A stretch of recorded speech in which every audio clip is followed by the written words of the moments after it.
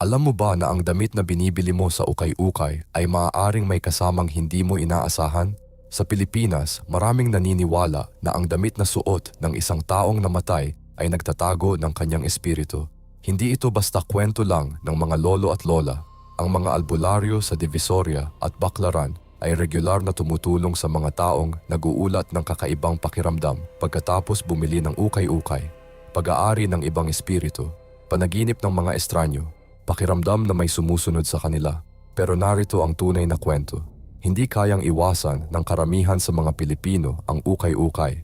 Para sa milyon-milyon, ito ang tanging paraan para makabili ng damit. Kaya naman ang solusyon ay hindi ang tumigil sa pagbili.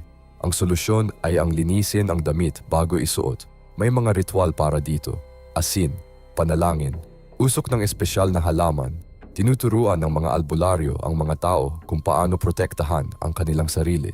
Kasi sa Pilipinas, ang pananampalataya at kahirapan ay sabay na nabubuhay. At minsan, kailangan mong harapin ang dalawa sa iisang sandali.